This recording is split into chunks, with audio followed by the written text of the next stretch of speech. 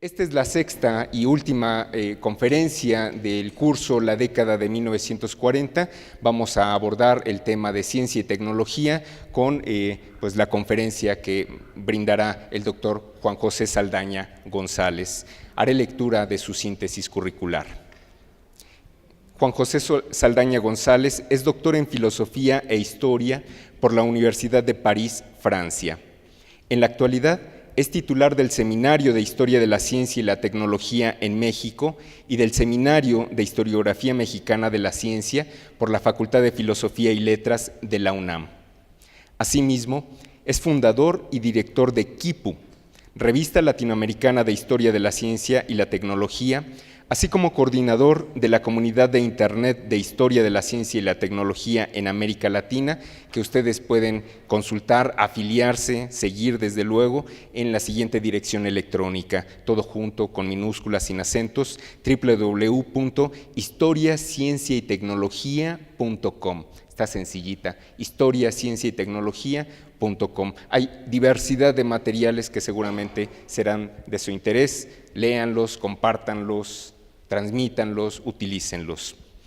Entre las publicaciones impresas del doctor Saldaña se encuentran los siguientes títulos: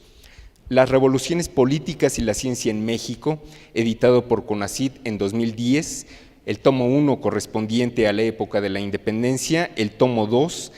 del periodo de la Reforma a la Revolución Mexicana.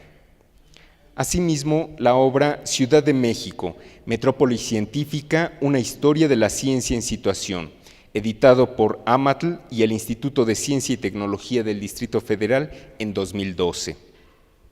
Conocimiento y acción, relaciones históricas de la ciencia, la tecnología y la sociedad en México, una coedición de la Facultad de Filosofía y Letras de la UNAM y Plaza y Valdés, editores, en 2013. Como ya les comenté, la tarde de hoy el doctor Juan José Saldaña analizará el panorama de la ciencia y la tecnología en la década de 1940. Muchas gracias y buenas tardes. Tengo el honor de haber sido invitado por la dirección de este instituto para estar hoy con ustedes, continuando lo que en dos sesiones anteriores hemos tratado, continuando en el tiempo y un poco temáticamente también. Pero también les anticipo que la próxima parte de este curso tendré la oportunidad de intervenir también. Y esto lo advierto porque el siguiente curso cubre una parte del sexenio de Miguel Alemán y el de Ruiz Cortines. Entonces, no voy a hablar hoy de todos los aspectos concernientes al periodo alemanista respecto de ciencia y tecnología. Algunas cosas las trataremos la siguiente oportunidad. Por lo que algunas de sus preguntas tal vez las tendré que posponer para la siguiente oportunidad, porque en esta ocasión tenemos un temario muy amplio y el tiempo no es tan extenso como el que necesitaríamos para poder cubrir, digamos, razonablemente bien los dos sexenios de los que nos ocuparemos ahora, el de Ávila Camacho y el de Alemán. Bueno, he llamado esta parte que vamos a tratar hoy Ciencia para la Actividad Productiva. El 18 de marzo de 1938, como hemos visto, a la mañana siguiente se planteó para el país un reto tecnológico francamente enorme: mantener en funcionamiento la industria petrolera. Gracias a lo que hemos referido aquí en otros cursos previos, a la gradual formación que desde el Estado importaba mucho para ir dotando al país de un conocimiento de la industria petrolera, fue posible que con la entrada del ejército a todas las empresas petroleras extranjeras, inmediatamente después de la lectura del decreto expropiatorio, entraran también técnicos y científicos mexicanos quienes tomarían a su cargo el funcionamiento eficiente de la industria, enfrentando retos considerables que fueron regularmente vencidos. Pero ese mismo año de 1938,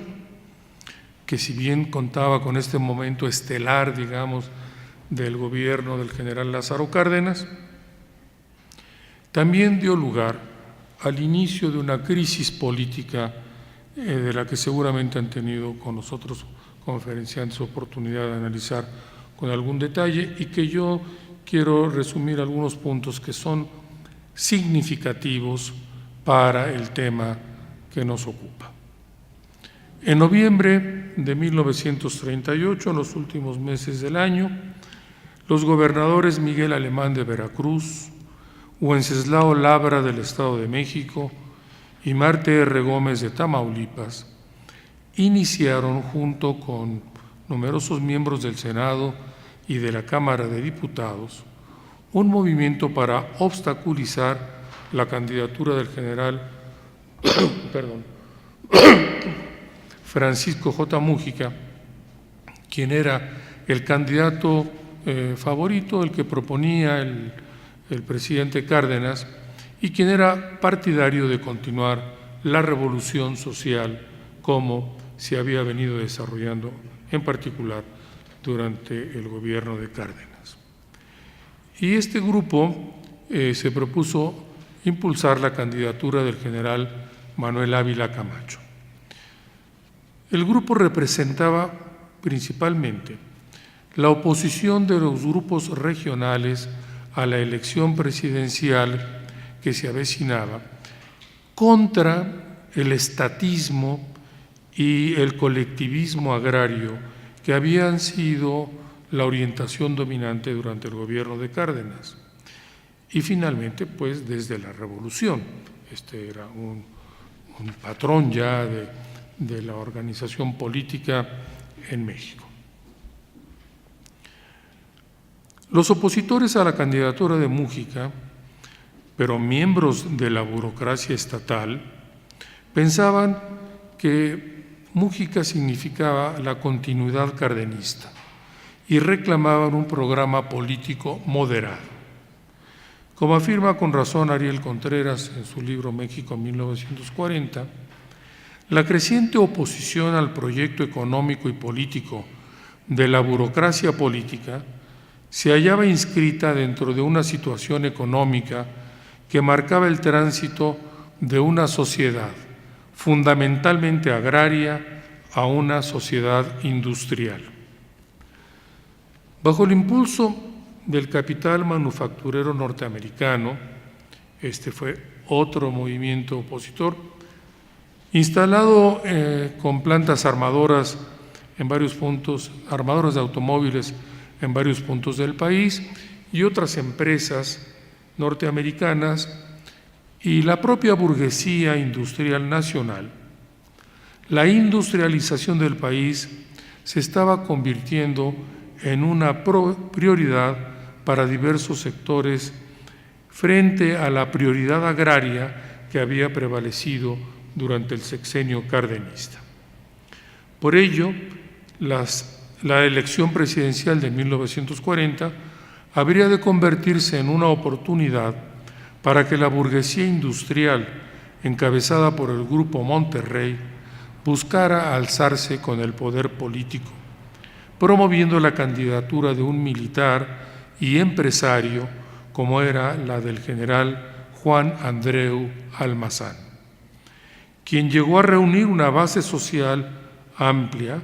durante la campaña, denunciando el papel predominante del Estado en la vida social y asociando,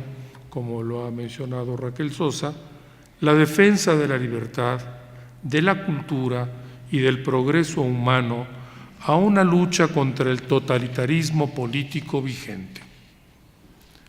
Sin embargo, los industriales finalmente renunciarían a este propósito ante el temor de un triunfo del candidato que encabezaba un movimiento popular opositor, el de Almazán, prefiriendo pactar con el gobierno y otras fuerzas políticas, como el PAN, por ejemplo, que surgió en septiembre de 1939. Este pacto era en torno a un programa moderado y acorde con su proyecto industrializador. Para ello fueron importantes tanto la llamada actitud positiva, entre comillas, o de moderación de los dirigentes sindicales en cuanto a las demandas obreras y la disposición tomada por el propio gobierno de Cárdenas de impulsar la creación de industrias mediante exenciones fiscales de 5 años de duración. Algunos años después se extenderían estas a 10 y hasta 15 años, con el argumento de que luego estas nuevas empresas pasarían a ser, se volverían contribuyentes del erario público. El 21 de abril de 1941, esta medida adquirió un carácter legal con la Ley Orgánica de Industrias de Transformación. Al finalizar el gobierno de Cárdenas, este vivía una situación transicional en la que se producía la supremacía de los sectores sociales urbanos sobre las clases rurales, de la industria sobre la agricultura y, más generalmente hablando, de la ciudad sobre el campo. Como consecuencia de ello, las organizaciones de masas como la CTM, el PRM, el propio partido político que apoyaba el Estado, y los grupos empresariales terminarían optando por el candidato Ávila Camacho y la moderación para mantener lo que entonces se llamó la unidad nacional. Con ello terminaba el discurso radical de la lucha de clases y el Estado pasaría a ser un factor de equilibrio social. Se trató, pues, de una alianza económico-política que marcaría toda la siguiente década y cuya divisa, ya en la época de la presidencia de Miguel Alemán, fue desarrollo con justicia social. En cuanto al movimiento oficialista, la CTM, la Central de los Trabajadores, propuso un segundo plan sexenal. Recuerden que al momento de la candidatura de Cárdenas se había elaborado el primer intento de planeación del desarrollo a través de un programa de gobierno. De la misma manera, la CTM propuso un segundo plan sexenal, ahora en 39, para el gobierno que iniciaría en 1940, buscando mantener con ello, aunque un tanto demagógicamente, el programa social de la revolución, ya que al mismo tiempo se le estaba dando entrada a los reclamos antiestatistas y antiagraristas de los grupos movilizados contra el gobierno con motivo de las elecciones presidenciales. Además, y este es un factor nuevo que va a tener importantes consecuencias en la vida del país en esta década y en la primera mitad sobre todo, el estallido de la Segunda Guerra Mundial. El 1 de septiembre de 1939 creó nuevas necesidades relacionadas con la defensa nacional que obligaron a modificar el plan sexenal hasta prácticamente anularlo. De hecho, el tema de la defensa continental se venía tratando ya en reuniones promovidas por los Estados Unidos con las naciones de América Latina, como la que se llevó a cabo en 1938 en la ciudad de Lima, en Perú, y en 1940 en La Habana, Cuba. Estas reuniones tuvieron como resultado para México que el presidente Cárdenas aceptara que navíos de guerra norteamericanos patrullasen las costas mexicanas y una serie de acuerdos con los Estados Unidos en materia militar para que se aumentara el ejército nacional y para que 10,000 militares mexicanos fueran entrenados en los Estados Unidos. Para entonces, esto es un factor, como digo, que va a tener gran trascendencia. La economía norteamericana se había convertido en una industria para la producción de armamento y también en un demandante muy importante de materias primas estratégicas que mucho beneficiaría a México y a otros países latinoamericanos durante los años de la guerra. El tema de la unidad nacional, junto con el de la defensa nacional y continental, condujo entonces a incrementar la realización de obras de infraestructura y de comunicaciones,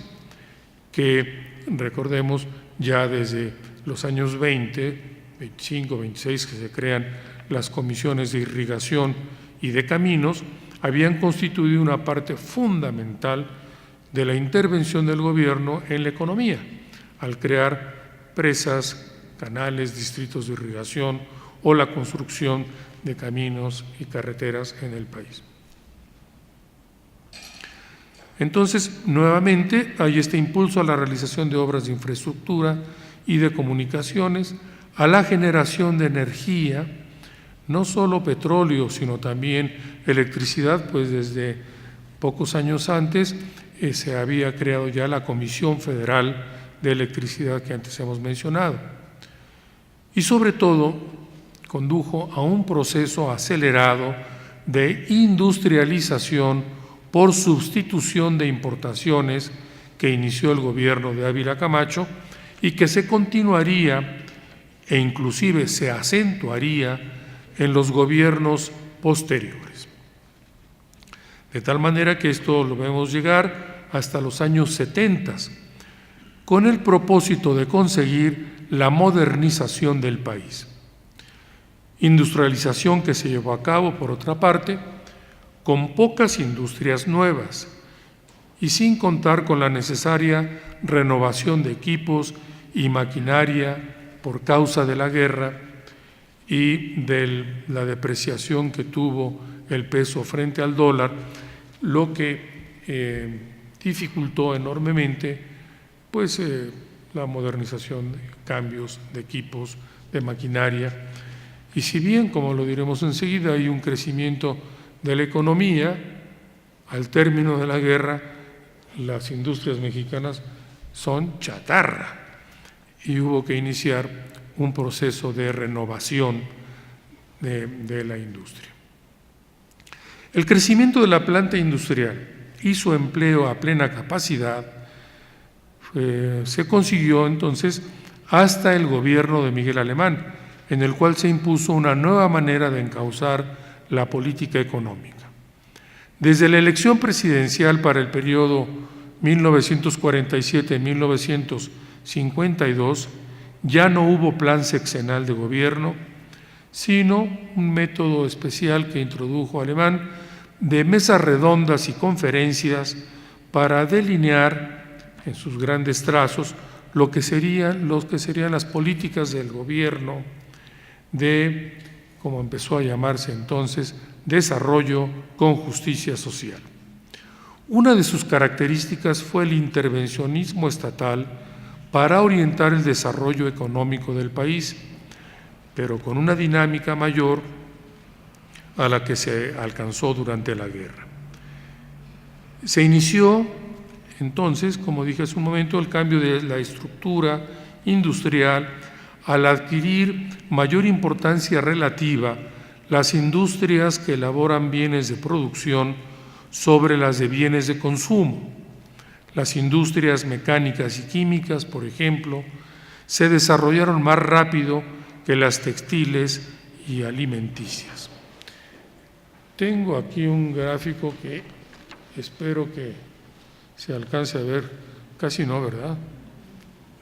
Bueno, entonces yo se los voy a leer. Esta gráfica, elaborada por el ingeniero González Robles, que fue uno de los teóricos del desarrollo industrializador por sustitución de importaciones vigente durante la época del gobierno de Miguel Alemán. Bueno, la gráfica se llama Índice del volumen físico de la producción de la industria de transformación 1899-1959. El año considerado como base para la medición es el año de 1939, que es igual a 100. Hacia abajo, es decir, en los años previos, pues tenemos valores distintos a 100, 50 y 0, acá cerca de la coordenada. Y en la abscisa tenemos las fechas a partir de 1899, 1900 prácticamente, por décadas 1910, 20, 30, 40, 50 y 60. Ahora bien, la línea que se representa aquí hacia 1910 tiene un nombre ahí que es inicio de la revolución, para que ubiquemos ese momento en el tiempo, y está por debajo del valor 50. La siguiente, en 1920, se llama fin de la fase violenta de la revolución y sigue más o menos en el mismo valor, 50. Hacia el año 32 tenemos este indicador aquí, crisis económica mundial, que es donde inicia un descenso muy importante de la producción industrial, que hacia 1930 había alcanzado ya este pico significativo que lo ponía cercano a un valor 100. Y inmediatamente abajo el otro letrero dice: se intensifica la reforma agraria. Y luego, poco antes de 1940, dice expropiación petrolera. Y ahí vemos una curva que va ascendiendo en cuanto a la producción industrial. Y inmediatamente abajo, correspondiente a 1940, dice comienza la Segunda Guerra Mundial. Y hacia la mitad de esa década, 1940-1950, dice termina la Segunda Guerra Mundial. Y inmediatamente abajo de 1950 dice Guerra de Corea. Bueno, salta a la vista que en las primeras 2 décadas del siglo XX la producción de las industrias de transformación mantuvo un nivel constante y que en la tercera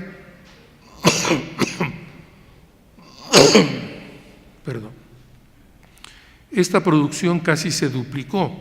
en tanto que en la cuarta década, 1930-1940, su incremento siguió una tendencia de crecimiento irregular como consecuencia de la crisis económica mundial del año 29,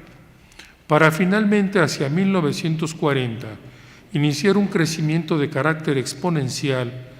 que en 1952, año en que concluye el gobierno de Miguel Alemán, llega a ser 2,5 veces mayor que lo que había sido en 1930. Es decir, en el lapso de un poco más de 2 décadas, la producción de la industria de transformación se había multiplicado por 2,5 veces. Evidentemente se trató de un periodo de un desarrollo industrial muy importante y que fue, en primer lugar, la consecuencia del mantenimiento de la política de unidad nacional, cuya extensión al gobierno alemanista fue planteada por Vicente Lombardo Toledano, misma política que en 1945 dio lugar a la firma del Pacto Obrero Industrial entre la CTM y Canacintra. Ahorita veremos los intereses que estaban en ese pacto, pero quiero señalar que fueron los años de la guerra en donde este acuerdo interclasista se volvió indispensable por las amenazas que significaba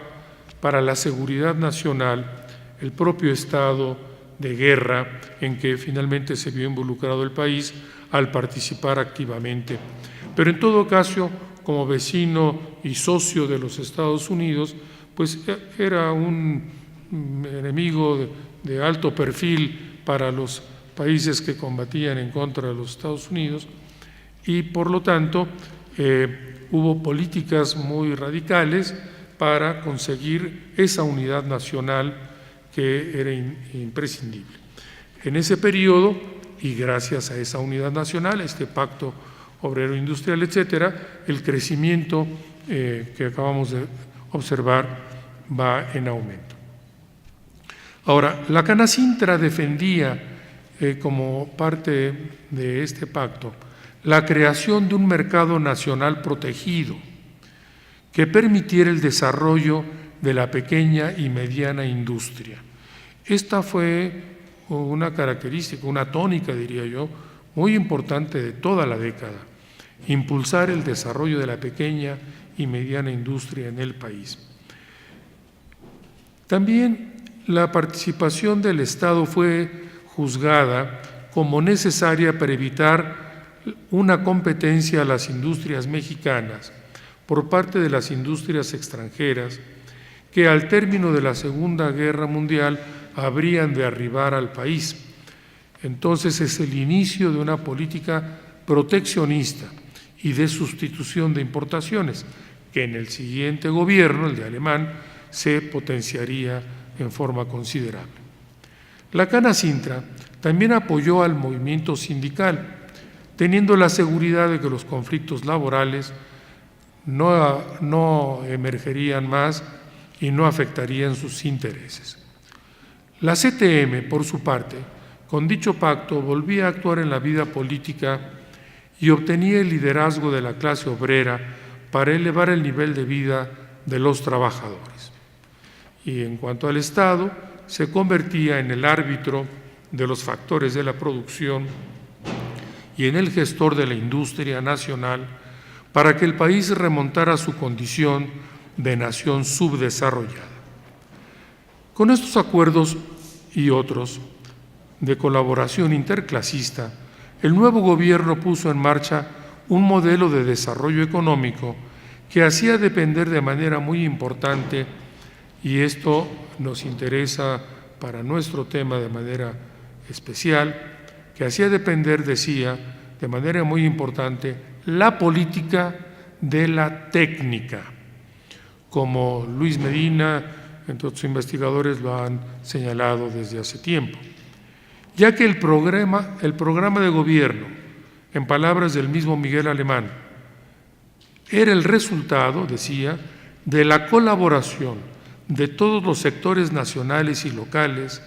que participan en las actividades productivas del país, industriales y obreros, ganaderos, ejidatarios y pequeños propietarios, comerciantes y banqueros. Esto significaba que la política sería ajena a toda cuestión política obrero-patronal o intergremial. En otros términos, la modernización de los equipos, la capacitación de los trabajadores, la disponibilidad de crédito barato, el desarrollo de transportes eficientes y de bajo precio, la simplificación de las leyes, impuestos equitativos y materias primas baratas, se consideraron tareas del Estado de carácter técnico para ayudar a los procesos productivos. Es decir, esto significaba el empleo de la técnica para gobernar, para hacer, como decía también Miguel Alemán, que hubiera más para repartir, poniendo el mayor énfasis posible en aumentar la producción, en promover la agricultura, en promover la industrialización. Fin de cita. En cuanto a la agricultura se refiere,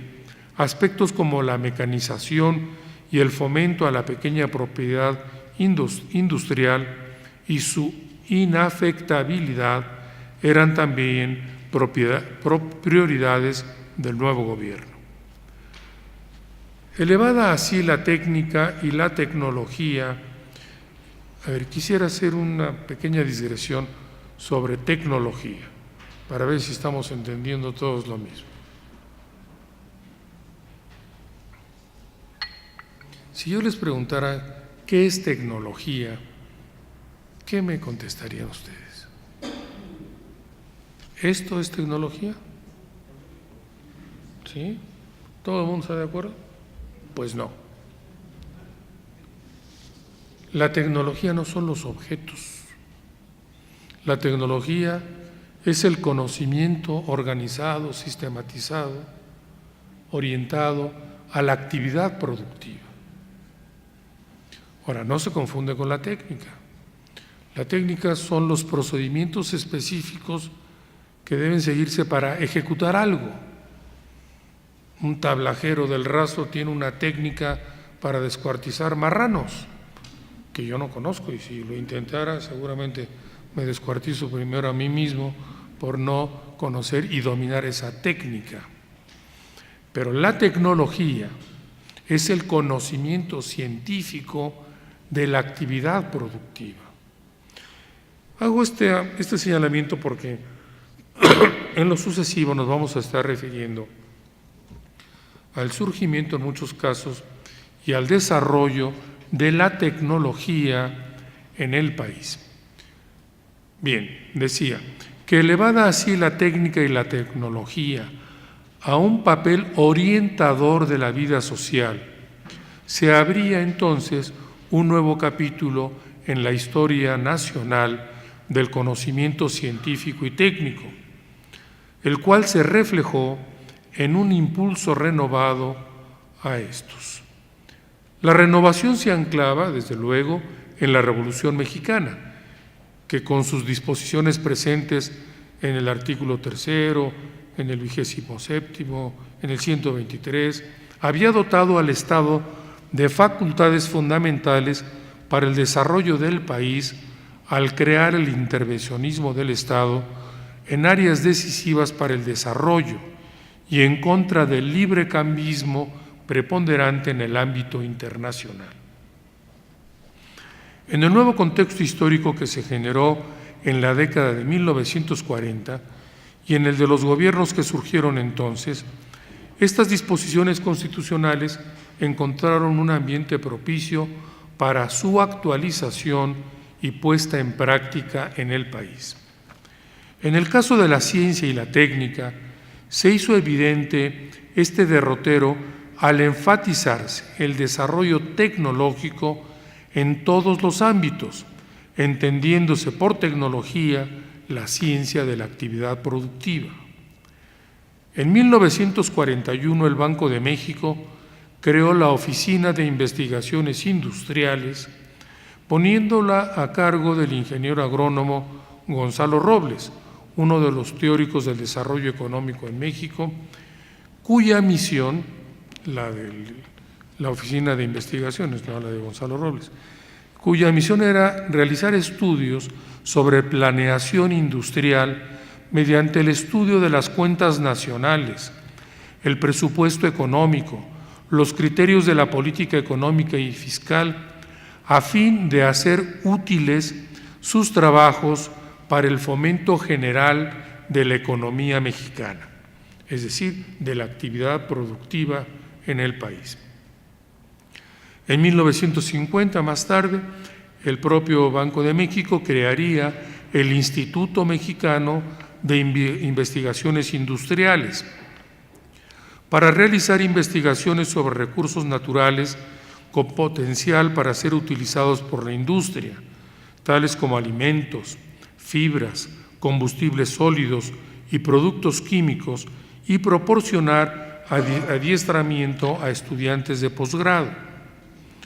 Otro de los ámbitos en donde fue puesta la atención para el desarrollo tecnológico y económico del país a partir de 1940 fue el de la educación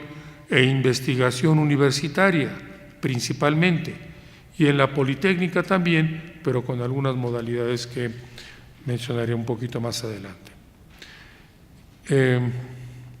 bueno, ni tan más adelante, ahora mismo. En esta última, me refiero a la educación politécnica, hubo en los primeros años una falta de regulación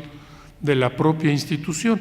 porque el Politécnico se creó por un decreto del presidente Cárdenas y no había una ley orgánica, un reglamento, en fin, pues una normatividad para su funcionamiento. Lo que impactó en la vida de la institución y generó numerosos conflictos estudiantiles, hasta que en 1943, teniendo al connotado físico Manuel Sandoval Vallarta como director general, se obtuvo por primera vez un reglamento para el Politécnico y se le dotó de medios para impulsar la investigación industrial y la creación de nuevas carreras tecnológicas. En 1950 apenas se expidió la primera ley orgánica del Politécnico.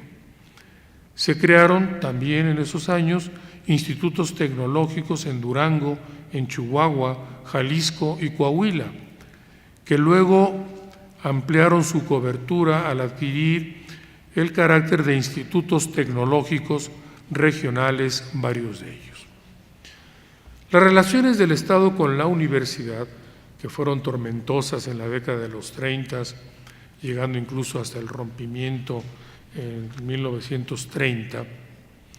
fueron incrementadas y normalizadas con una nueva ley orgánica para la universidad, por ejemplo, pues el esfuerzo educativo y de formación de profesionales técnicos y científicos eran necesarios para los objetivos de política económica y del esfuerzo que demandaba la participación del país en la contienda bélica al lado de los aliados. El panamericanismo científico, del que nos ocuparemos, fue un elemento coadyuvante para la modernización de la educación y de la investigación científica y tecnológica. Pero antes de hablarles de algunos ejemplos, el tiempo no me da para mucho más de este panamericanismo y también de cómo la nueva tecnología desempeñó un papel muy importante en la economía y en la sociedad, veamos brevemente, simplemente un listado de los instituciones científicas y tecnológicas creadas entre 1940 y 1952. Hago notar que por primera vez vamos a tener instituciones dedicadas a estos fines de carácter privado. ¿Sí se alcanzan a leer? Bien. Bueno, entonces tenemos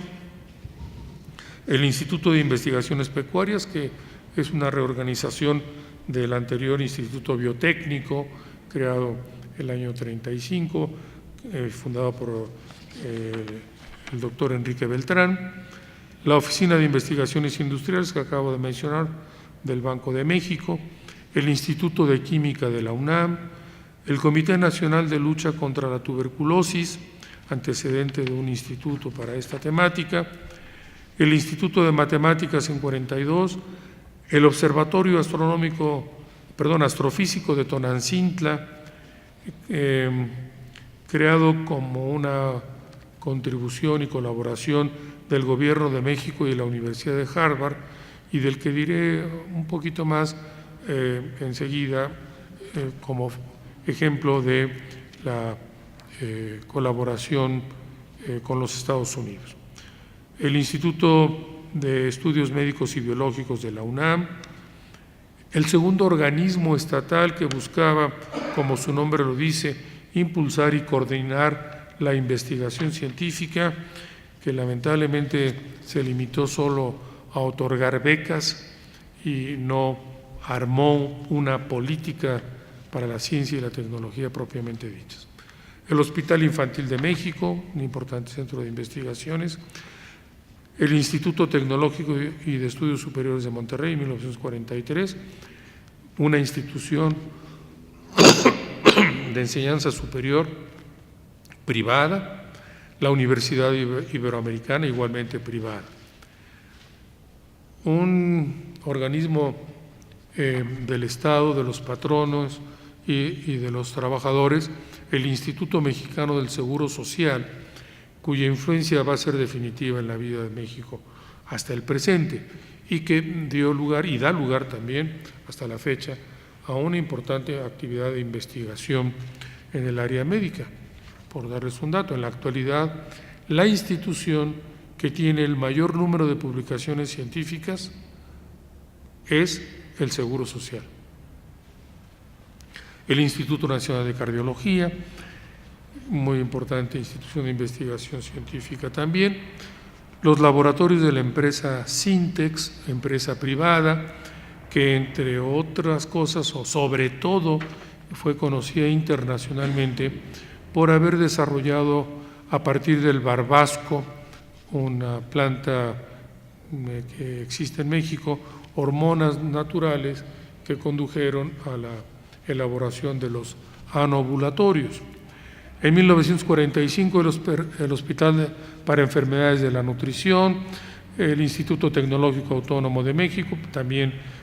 privado, los laboratorios de ingenieros civiles asociados, la empresa ICA, empresa privada de investigación tecnológica, muy importante desde su fundación, el Instituto Nacional para la Investigación de los Recursos Minerales, el Instituto de Geofísica de la UNAM, el Instituto Nacional de Gastroenterología, el Instituto Mexicano de Investigaciones Industriales, ya mencionado, del Banco de México, el Instituto Mexicano de Recursos Naturales Renovables, del que diremos algo también a propósito del panamericanismo, y la Comisión Hidrológica del Valle de México, dependiente de la Secretaría de Recursos Hidráulicos,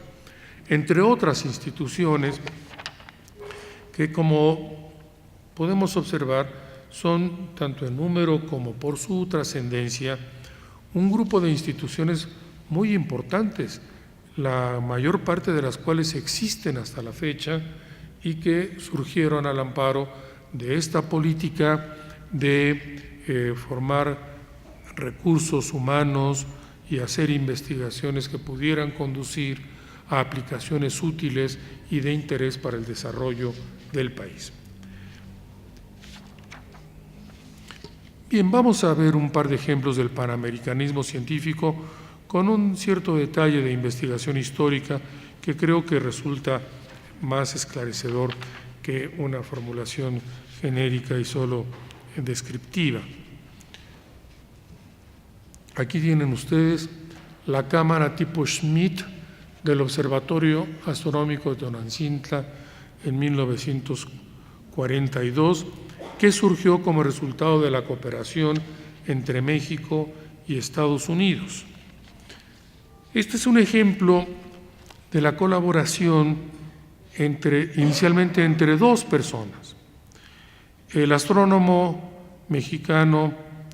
aficionado, pues nunca tuvo estudios formales en astronomía, Luis Enrique Erro, y el astrónomo profesional Harrow Shapley de la Universidad de Harvard, quienes luego, al frente de un grupo de colaboradores de ambos países, entre 1939 y 1942, llevaron a una, conjunción afortunada de intereses científicos y políticos de las dos naciones para la construcción del Observatorio Astrofísico de Tonantzintla.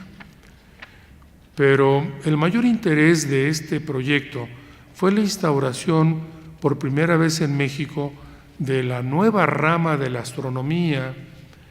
que entonces se empezaba a desarrollar,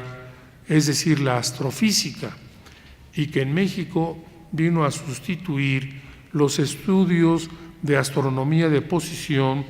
y en particular de un proyecto internacional que participaba México que se llamaba la Carta del Cielo, que consistía en fotografiar la porción de la bóveda celeste, digámoslo así, visible desde el territorio mexicano, y que para entonces hacía unas 7 décadas que se había establecido. Me estoy refiriendo desde luego al Observatorio de Tacubaya. La construcción en los laboratorios de óptica de la Universidad de Harvard, de la cámara Schmidt, que están viendo ustedes ahí, que es una cosa enorme, permitió que se equipara el observatorio de Tonantzintla con un equipo muy moderno y altamente eficiente, que produjo muy pronto descubrimientos astronómicos sensacionales, porque se pudo empezar a hacer observación de las galaxias, lo que dio gran repercusión internacional a los descubrimientos de Erro y sus colaboradores, y pues el inicio realmente de la profesionalización de la astronomía, ya que hasta entonces eran ingenieros que tenían gusto, afición, interés por la astronomía, quienes ejercían como astrónomos. A partir de esta época surge la carrera, la formación profesional de astrónomos, así como la de físicos también, ya que el observatorio de Tonantzintla se convertirá también en un laboratorio de óptica para construir aparatos con óptica de alta precisión. Bueno, este caso ha sido bien estudiado por un colega, Jorge Bartolucci, y vamos a pasar a otro ejemplo sobre ahora cómo surgió, así como en el caso que acabo de mencionar, una nueva disciplina científica, la astrofísica, como resultado de esa colaboración panamericana. Voy a referirme ahora a cómo surgió el movimiento de conservación de la naturaleza y su institucionalización en México. El año 39 empezó la Segunda Guerra Mundial, como hemos dicho, y ese mismo año el Departamento de Salud Pública puso en funcionamiento el Instituto de Salubridad y Enfermedades Tropicales, este sí previsto en el primer plan sexenal, al frente del cual se colocó a su principal promotor, el médico e higienista Manuel Martínez Báez. Se trataba de un establecimiento espléndidamente dotado de medios para la investigación y, año 39 todavía, con una filosofía científica nacionalista. Vean ustedes, el primer número de la revista del Instituto, que se publicó en 1940, en él se afirmaba lo siguiente: hoy en día se busca la resolución de nuestros problemas de salubridad, ya no por la aplicación ciega de normas elementales tomadas de libros de texto o por la copia servil de métodos aplicados en otros países, sino por la investigación correcta de nuestra propia situación, de nuestras necesidades particulares y de nuestros recursos. Este era el nacionalismo de raigambre revolucionaria que habíamos visto emerger en los años 20 y desarrollarse en los 30, pero que al inicio de esta década iba a dar paso gradualmente a la colaboración internacional. El instituto tenía un edificio que había sido construido ex professo. Ya en el siglo XIX se construyó, por ejemplo, el edificio del Instituto Médico Nacional como un edificio para albergar un centro de investigaciones. Este fue otro de los primeros que se construyeron con ese carácter. Por lo tanto, estaba excelentemente dotado con todo lo necesario para hacer investigación sobre enfermedades tropicales. Y era, pues, de lo mejor que había en el país. A Enrique Beltrán, que ya conocemos, que ya hemos hablado de él, se le invitó a participar como investigador y jefe del Departamento de Protozoología del Instituto, y a él perteneció por espacio de 13 años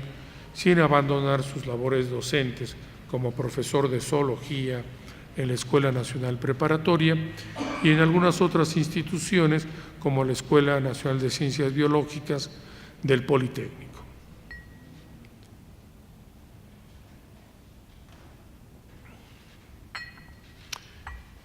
Aunque en este lapso la protozoología parecía concentrar plenamente la atención de Beltrán, pues de hecho era su especialidad y en ella tuvo una fecunda actividad y un amplio reconocimiento internacional,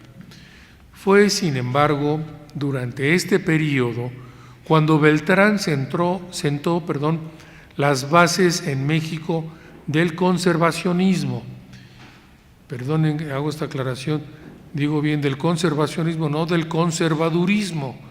Eso es otra cosa, una posición política. Esto tiene que ver con la conservación de los recursos naturales, renovables y no renovables. Entonces decía que fue en este tema de conservacionismo que se le reconoció internacionalmente como un destacado especialista y educador.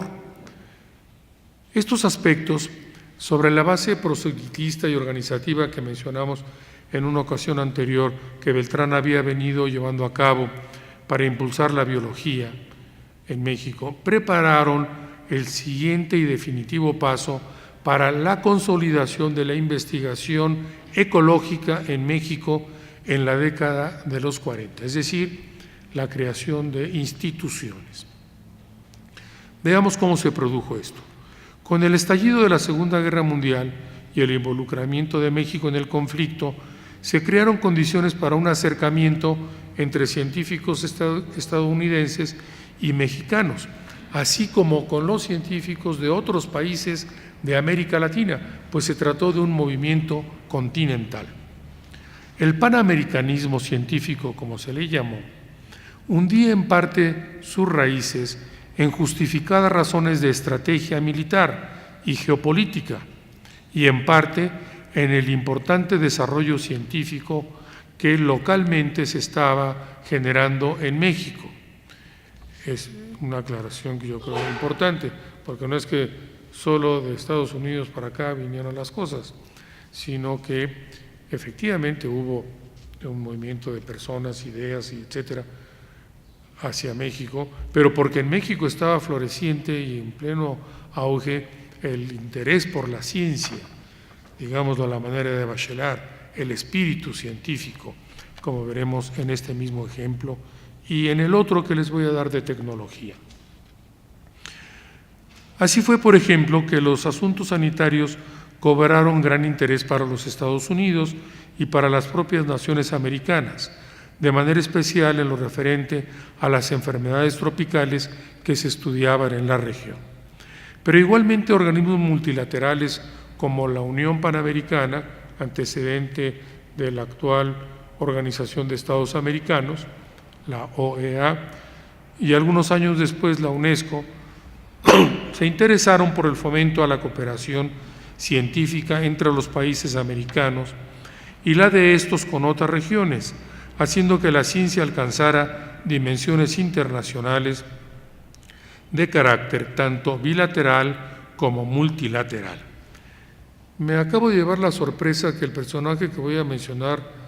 a continuación tiene su fotografía, no la ven desde aquí, pero en el espacio aquí de la librería del instituto. Me refiero al doctor Pedro de Alba, que nació en 1887 y murió en 1960. A principios de la década de los 40, un médico y antiguo protector de Beltrán en la universidad, el doctor Pedro de Alba, se encontraba a la sazón en Washington como subdirector de la Unión Panamericana. En enero de 1942, según he podido ver en la correspondencia del doctor Beltrán, le escribe para expresarle su convicción acerca de la necesidad de hacer ciencia en los años post-revolucionarios, contando con una colaboración continental por causa de la guerra y de un, dice, entendimiento cultural y científico con los Estados Unidos. En esta virtud, le solicita al doctor de Alba ser introducido ante el nuevo agregado de Asuntos Culturales de la Embajada Americana en México, con quien deseaba cooperar en tal sentido. De Alba no tuvo inconveniente en acceder a la solicitud de Beltrán, ya que, según señala en su respuesta, el profundo conocimiento que poseía Beltrán del ambiente científico estadounidense y su criterio internacional como hombre de ciencia lo calificaban convenientemente para esta empresa. Como consecuencia de esta y otras iniciativas, Beltrán viajó a los Estados Unidos en enero de 1943, invitado por el Departamento de Estado. El objetivo del viaje era hacer una visita a instituciones científicas en varias ciudades y entrevistarse con científicos connotados de aquel país. Durante su estadía en Washington, fue invitado a participar en una serie de radiodifusiones en el programa Americanos Todos, que posteriormente se publicaría y se difundiría profusamente, para, dice Beltrán en su informe de viaje, hacer notar el interesante ambiente de cooperación científica que se estaba creando entre México y Estados Unidos y que se ponía de manifiesto con las frecuentes visitas que investigadores americanos estaban verificando a nuestro país y las que investigadores mexicanos, y menciona a investigadores del Instituto de Investigaciones Tropicales, los doctores Bustamante, Vargas, Ruiz Castañeda y otros, que estaban viajando a los Estados Unidos. Aunque la mayor parte de las instituciones que visitó Beltrán durante su estancia fueron laboratorios y centros de investigación dedicados a la bacteriología, parasitología, malariología y protozoología, es decir, áreas vinculadas con el tema de la salud, no dejó de visitar igualmente museos de historia natural y parques zoológicos y de entrevistarse con el doctor William Vogt de la División de Educación y Ciencia del Departamento de Estado. Vale la pena que les diga brevemente quién era William Vogt. Nació en 1902, murió en 1968. Era ornitólogo y especialista en recursos naturales y problemas demográficos. Editaba la revista de la ciencia de las aves. Era un ecólogo de la administración del guano en Perú entre 1939 y 1942, director asociado de la División de Ciencia y Educación en la oficina del Coordinator of Inter-American Affairs entre 1942 y 43, jefe de la sección de conservación de la Unión Panamericana, que ya he dicho es el antecedente de la OEA, director del Nacional y vicepresidente ejecutivo de la Federación para la Planeación de la Reproducción Humana y secretario de la Fundación de la Conservación, autor de varios libros como El hombre y la tierra, Los caminos de la supervivencia, etc. Y de otras publicaciones dedicadas al estudio de los recursos naturales y la población. Es decir, Vogt era un experto en el tema de la conservación de la naturaleza y además un hombre de acción que intervenía en instituciones como las que acabo de mencionar del gobierno de los Estados Unidos e incluso en algunas de carácter continental como la Unión Panamericana. Ahora bien, con Vogt, Beltrán trató asuntos relativos a la enseñanza de la biología, como la utilización de nuevas tecnologías de enseñanza, como eran en aquella época los microfilms y los bibliofilms, así como la traducción de textos de enseñanza del inglés al castellano, que con anterioridad había ya esbozado con el mismo Vogt en una visita de este a México en 1942. El resultado general del viaje fue excelente, pues permitió a Beltrán reanudar antiguas relaciones profesionales y el establecimiento de nuevas que resultarían de gran utilidad para sus proyectos en materia de conservación. Fue así que, por ejemplo, un mes y medio después de su regreso a México, le escribe al doctor Alexander Wetmore, secretario de la célebre Smithsonian Institution, a quien conoció en Washington durante su viaje, informándole haber propuesto su candidatura como miembro honorario de la Sociedad Mexicana de Historia Natural y que ésta había sido aceptada. Con el doctor Wetmore, que era ornitólogo, Enrique Beltrán inició una relación que se revelaría fructífera posteriormente, pues le pondría en relación con los conservacionistas americanos, canadienses y norteamericanos interesados en aves cuyas parasitosis por protozoarios son de interés también para los investigadores mexicanos, porque se trata de aves migrantes, ¿verdad?, que vienen del norte del continente. Por su parte, Vogt se convirtió en un aliado para Beltrán y en un colaborador y asesor de Vogt, sobre todo a partir de septiembre de 1943, cuando pasó a formar parte de la Unión Panamericana como encargado de la sección de conservación. Ya desde antes de que asumiera este cargo, en una visita a México en mayo de ese año, Vogt había tratado con Beltrán lo referente a un proyecto conservacionista en los países americanos. Unos meses después, en febrero de 1944, ambos estaban ya trabajando para formar la sección mexicana del Comité Internacional para la Protección de las Aves Silvestres. Beltrán, además, aprovechaba estas iniciativas para articularlas con sus investigaciones protozoológicas y estudiar los parásitos sanguíneos de las aves. Por cuenta de la Unión Panamericana y con los auspicios de la Comisión Impulsora y Coordinadora de la Investigación Científica de México, el ecólogo norteamericano Starker Leopold viajó a México para realizar una investigación sobre los recursos naturales del país. El viaje de Leopold fue aprovechado por Beltrán para recomendar al visitante a algunos ayudantes entre los jóvenes científicos interesados en el tema, con la finalidad de que se prepararan en el campo ecológico, así como para relacionarlo con instituciones universitarias,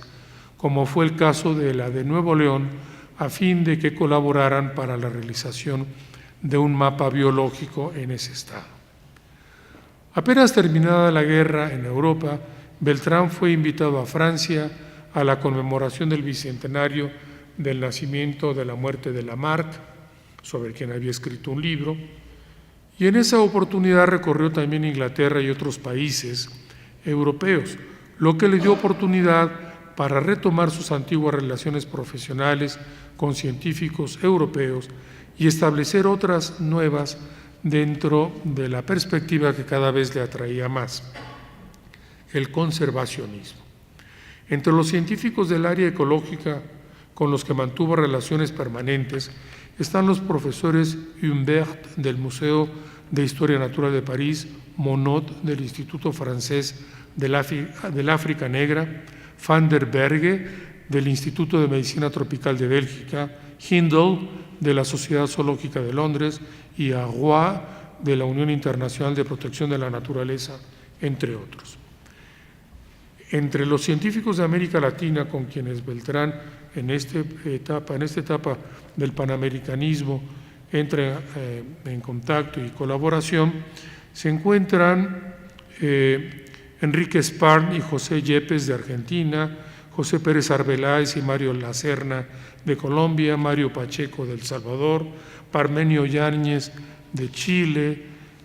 González Tafur y Barreda de Perú, Alejandro Moreno de Cuba, W.H. Phelps de Venezuela y muchos más. Lo que nos muestra que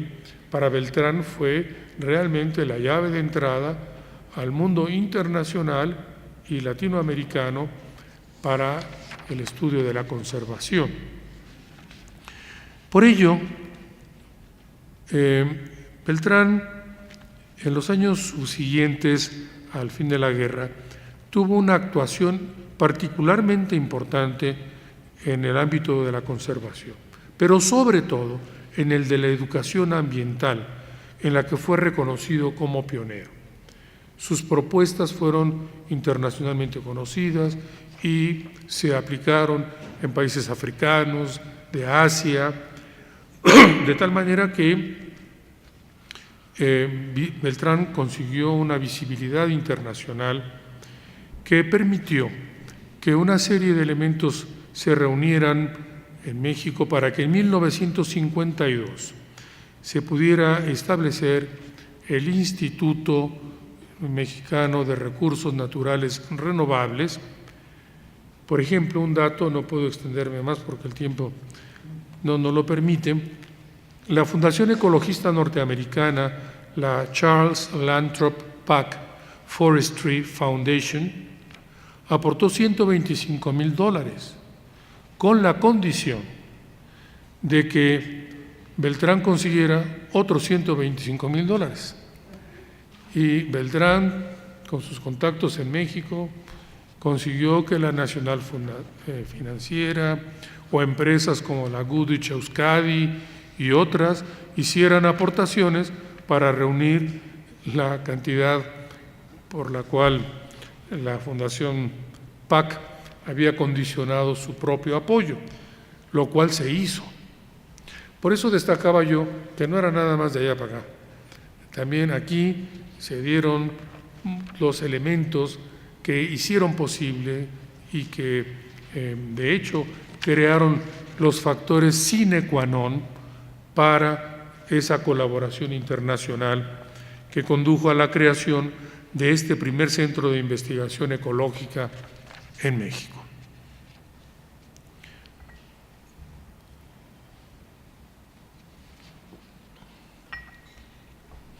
Bien, en el tiempo que nos resta vamos a ver un ejemplo ahora de la tecnología constructiva. El desarrollo de la mecánica de suelos, de disciplina de la cual algo dijimos en nuestra sesión anterior al hablar del doctor Nabor Carrillo, que fue el promotor, el que introduce los estudios de mecánica de suelos y su enseñanza en México. Pues ahora vamos a hablar un poco de lo que hicieron sus discípulos. Pero antes voy a leerles un texto rememorativo del doctor Carrillo, donde hace mención de cuáles eran los conocimientos que adquirían los alumnos de Ingeniería Civil en México en los años 30. Y decía esto: los estudiantes que llegábamos a la facultad aprendimos los procedimientos de construcción en un curso entrecomillado práctico. Nos instruían sobre los métodos para determinar la resistencia de un terreno. Se hablaba de colocar una mesa con 4 patas sobre el terreno, cargar la mesa y medir los asentamientos de la misma. De la relación de estos asentamientos y las cargas aplicadas, se obtenía datos que, se suponía, determinaban la resistencia del terreno y fijaban las normas sobre las cuales debía hacerse el cálculo para una estructura que se iba a construir ahí. Otro sistema que se usaba, menciona el doctor Carrillo, era el del barretón, el cual se levantaba un par de metros y se dejaba caer verticalmente para medir luego lo que había penetrado en el suelo y de ahí calcular la, entrecomillado, resistencias o capacidad de carga del suelo para resistir el peso de un edificio, entrecomillado, cuyas dimensiones nadie tomaba en cuenta de antemano. Pues así aprendían los ingenieros, tenemos aquí un testimonio calificado. Esta era una falsa y nada científica idea de la resistencia de los suelos, y era debido a que no había ninguna información, ninguna referencia sobre las propiedades de los mantos profundos del subsuelo, que, como vimos la vez anterior, Carrillo inició su estudio para concluir sobre el carácter heterogéneo y errático de los componentes mineralógicos del suelo de la Ciudad de México, lo que obligó a los nuevos ingenieros especialistas en mecánica de suelos que Carrillo había formado a realizar un tratamiento estadístico de los datos obtenidos. Más de 100 estaciones piezométricas se instalaron en distintos puntos del Valle de México para los estudios hidráulicos e hidrológicos,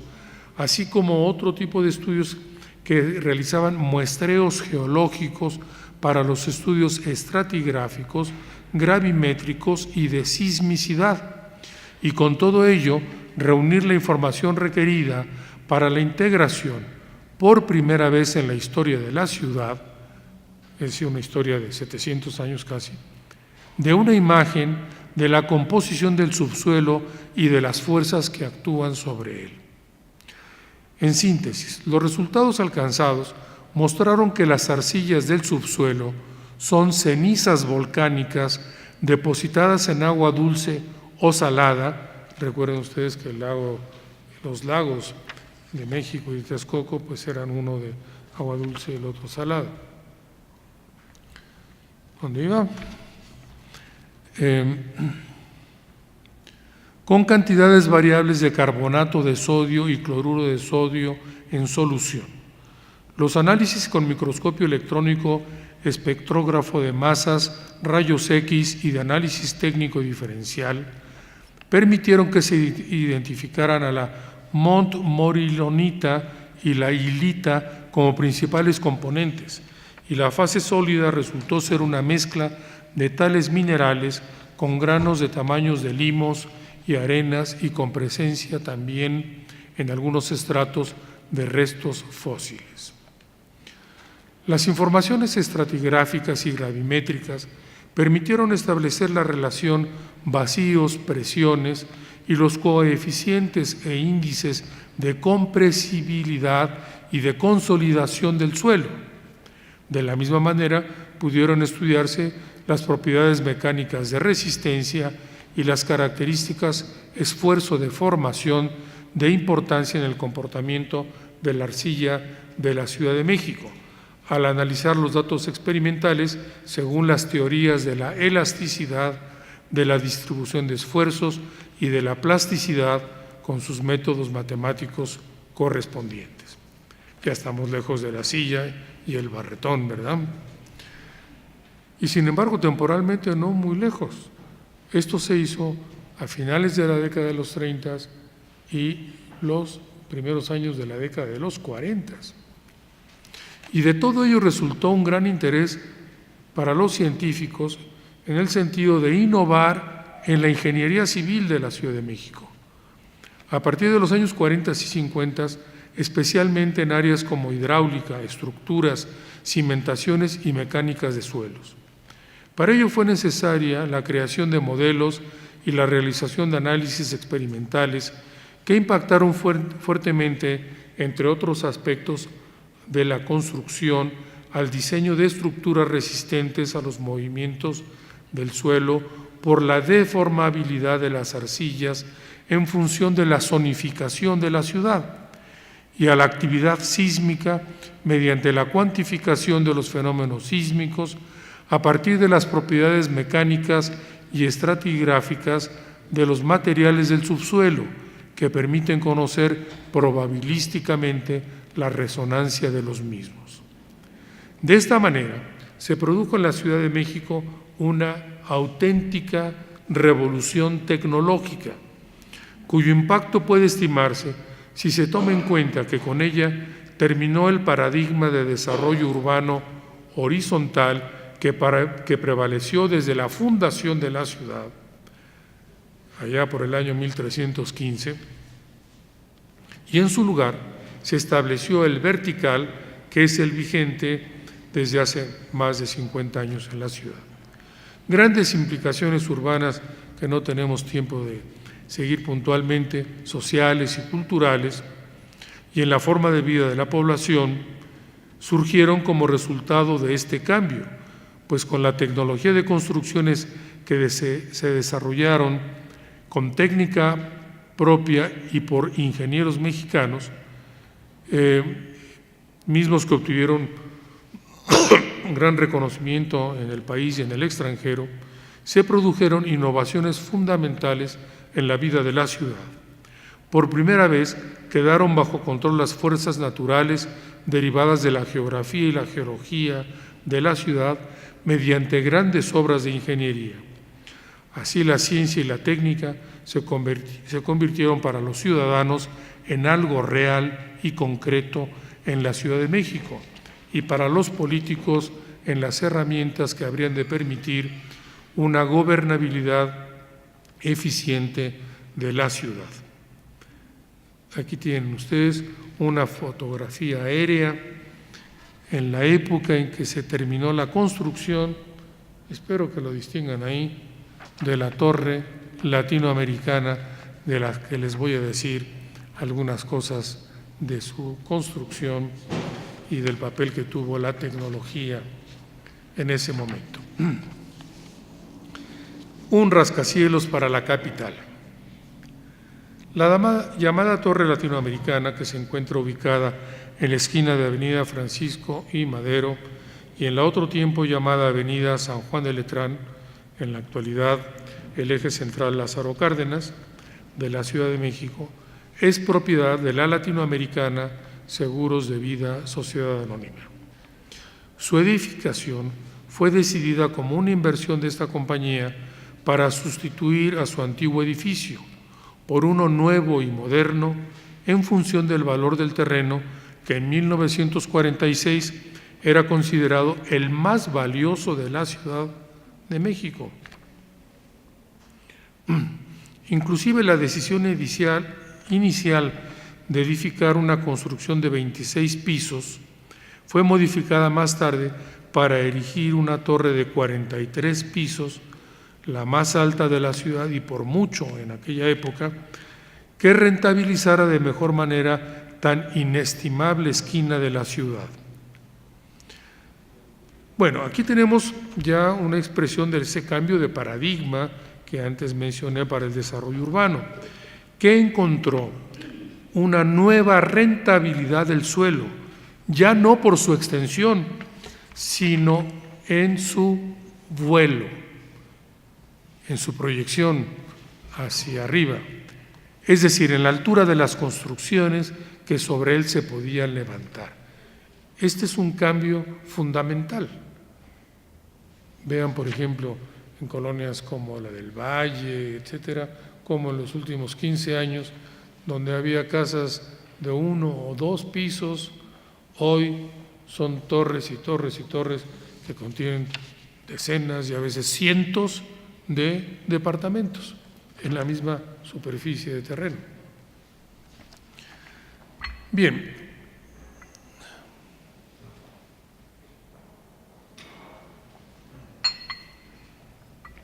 Una vez que se obtuvo la autorización de la Secretaría de Hacienda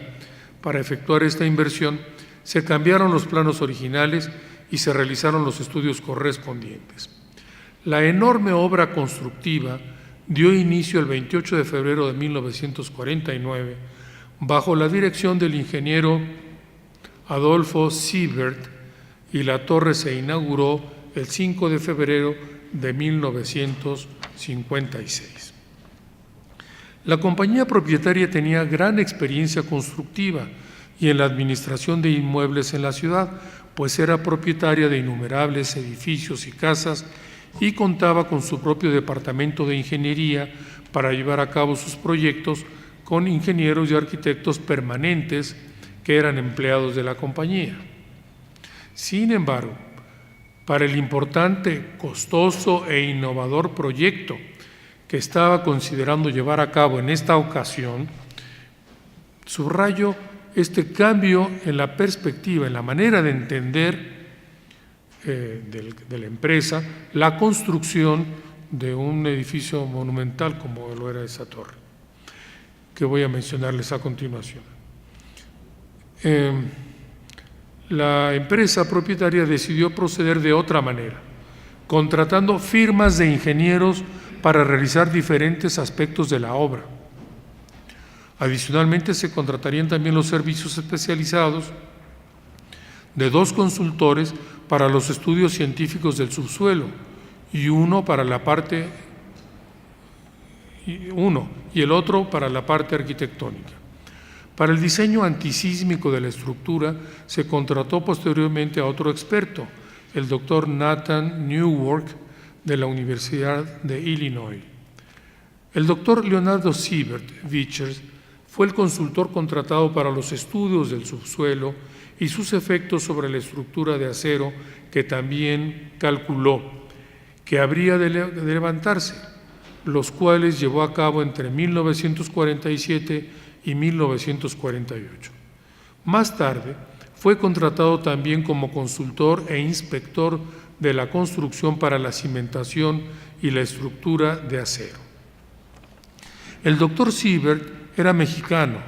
oriundo del puerto de Veracruz, en donde nació en 1914. En 1939 se graduó de ingeniero civil en la UNAM. Para cuando inició la consultoría con la Latinoamericana,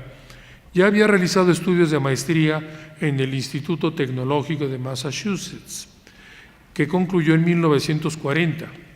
En 1941 había iniciado la enseñanza de mecánica de suelos e ingeniería de cimentaciones en la Facultad de Ingeniería de la UNAM. En 1947, había sido invitado por el doctor Carl Terzaghi, que es uno de los fundadores de esta ciencia, la mecánica de suelos, con quien venía trabajando desde 1943 para realizar el estudio de la estabilidad de la cortina de relleno hidráulico en la presa de Necaxa, para colaborar con él en investigaciones sobre mecánica de suelos. Luego también en la Universidad de Illinois obtuvo el grado de doctor en 1949 con la tesis Investigación de las propiedades de la arcilla lacustre volcánica de la Ciudad de México. Asimismo, había realizado una primera investigación sobre la interacción suelo-estructura en 1946 y otras más en 1947 sobre el comportamiento sísmico de cimentaciones y estructuras que fueron pioneras en el tema. Para 1949 contaba con 15 publicaciones especializadas en mecánica de suelos en México y los Estados Unidos y contaba con tan solo 35 años de edad. Bueno, ahí tienen una comparación de diferentes estructuras. La que está a su lado izquierdo, pues es el Empire State Building, y la Torre Latinoamericana es la segunda de derecha a izquierda y que se encuentra un poco más sombreada, de 183 metros de altura. Claro, el Empire State Building tiene casi 450 metros de altura. Y las demás son otras con estructuras de diferentes alturas, como la Torre Eiffel, el edificio Chrysler, y en la parte inferior están comparaciones con el Monumento a la Independencia en aquel extremo, la Catedral, la Pirámide del Sol, la pirámide en Egipto de Cheops, el monumento a Washington en la ciudad de Washington, que van de más o menos 50 metros el monumento a la Independencia a 150 metros el monumento a Washington. Bueno, no era tanto, pero no era poco, tampoco lo que se propusieron llevar a cabo. Me interesa remarcar o resaltar, mejor dicho, un aspecto del nuevo perfil del ingeniero.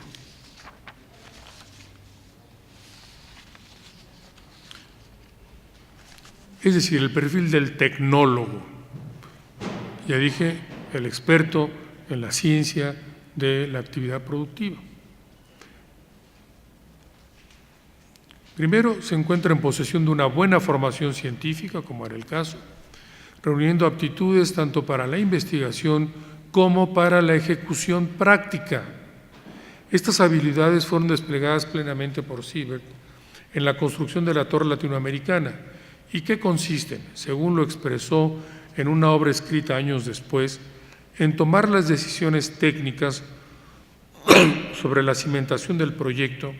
en función de las necesidades de todas las partes involucradas en un proyecto constructivo,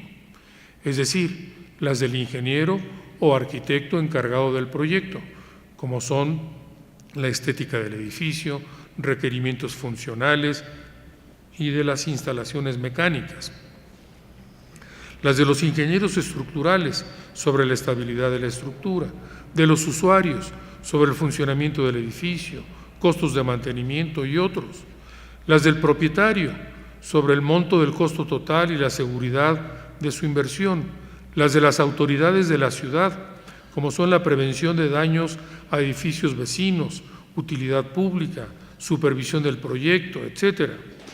Y las de la que será la compañía aseguradora sobre un diseño seguro, probabilidades de utilidades o pérdidas, entre otras. Y aún las del público, ya sea ilustrado en la materia o ignorante de ella, pues sus eventuales críticas podrían derivar en una devaluación del edificio. Las decisiones del ingeniero moderno, en consecuencia, deben ser capaces de producir el máximo valor y permitir las satisfacciones de todas las partes involucradas y aún ser también compatibles con la economía del proyecto. Un ejemplo de esto mismo fue el comportamiento que tuvo el edificio en el sismo de 1957, de grado 7 de intensidad, que al no sufrir daño alguno, provocó que se mudaran a él oficinas que encontraron que era una decisión sensata hacerlo y además rentable, pues les daría prestigio entre sus clientes el estar ubicados en ese edificio, lo que produjo a su vez una ocupación total de la torre y un obvio beneficio para la compañía propietaria. De esta manera, el ingeniero de cimentación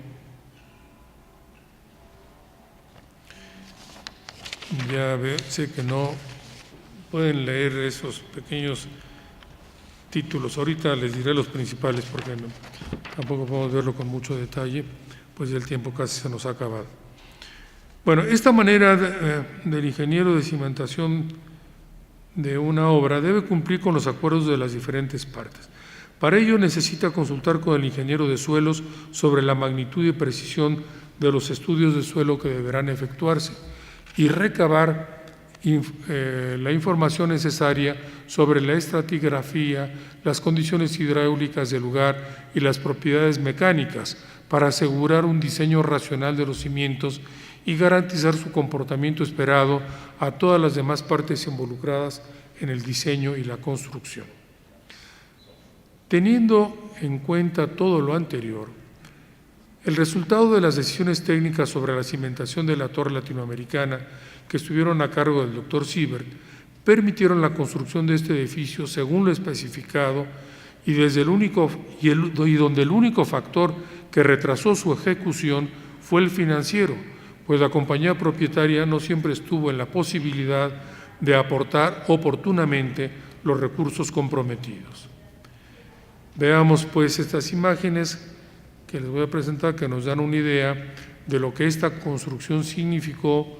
en cuanto a su erección en el suelo del centro de la Ciudad de México. Bueno, en primer lugar, la Torre Latinoamericana cuenta con 43 pisos y 2 sótanos y tiene una altura de 181.33 metros sobre el nivel de la calle, incluyendo la torre de televisión que se encuentra instalada en la parte superior. El sistema empleado para la cimentación fue el de pilotes de concreto, son estas líneas horizontales, verticales que se ven en la parte baja del edificio, que llegaron a hincar sobre un manto consolidado del subsuelo, es decir, una zona de roca firme, que se encontró a más de 34 metros de profundidad. Se hincaron 361 pilotes con un peso cada uno de 6 toneladas, más una cimentación de concreto con muros de contención, es esa parte oscura que se encuentra en el primer tercio, yendo de abajo hacia arriba, de la estructura que estamos viendo, esa parte oscura.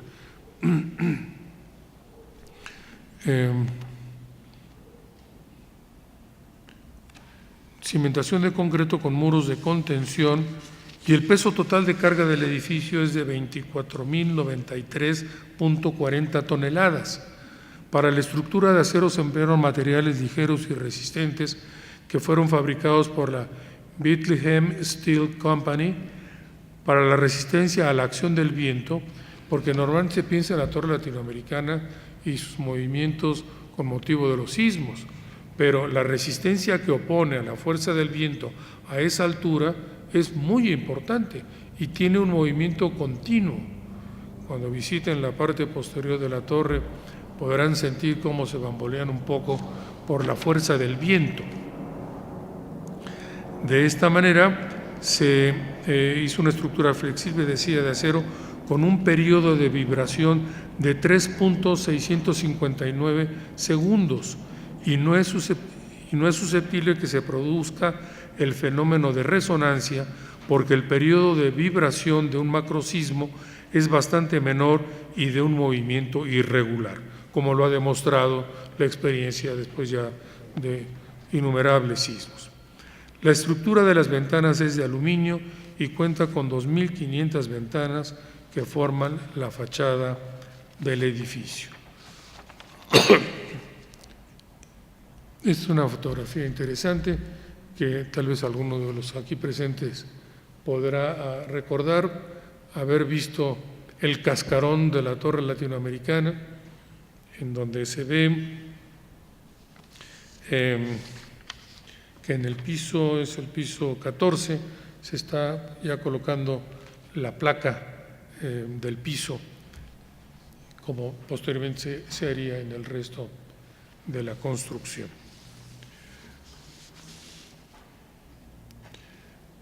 Bueno, pues aquí tenemos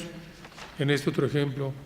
y yo creo que además no solo un ejemplo, sino un emblema de lo que fue la modernización tecnológica que vivía entre los años 1940 y 1950 nuestro país. Muchas gracias.